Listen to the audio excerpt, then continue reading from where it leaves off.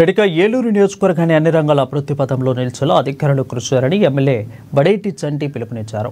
MLA camp కార్యాలయంలో సుపరిపాలనలో తొలి అడుగు కార్యక్రమంలో పక్క స్వర్ణాంధ్ర 2047 V4 కార్యక్రమంపై అధికారులతో సమీక్షించారు. 2047 నాటికి ఆంధ్రప్రదేశ్ రాష్ట్రాన్ని దేశంలో అగ్రగామిగా తీర్చిదిద్దేందుకు చంద్రబాబు ప్రణాళికలను అమలు చేస్తున్నారని అన్నారు.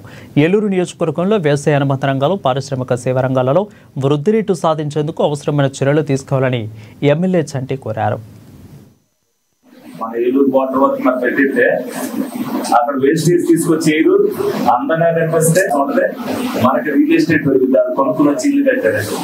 రియల్ ఎస్టేట్ పెరగడంతో పాటు వాటికి ఉపాధి అవకాశం వస్తుంది. మా వచ్చారంటే 3-4 పెట్టుకుంటారు ఇంట్లో. ఒక్కోడైనా సరే 4. ఇప్పుడు ఏదైతే మామూలుగా బిలో పవర్టీ వచ్చిన వాళ్ళు పెట్టుకున్నారో అబోవ్ పవర్టీ వచ్చిన వాళ్ళు ప్రతి ఒక్కరు కూడా ఇద్దరిని ప్రొడ్యూస్ చేసుకుంటారు.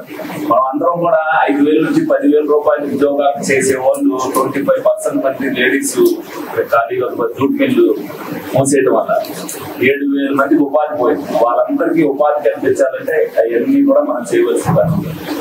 ఇది ఇరిగేషన్ అంటే ఎక్కువ రాసుకోండి. ఎక్కడైతే ఇరిగేషన్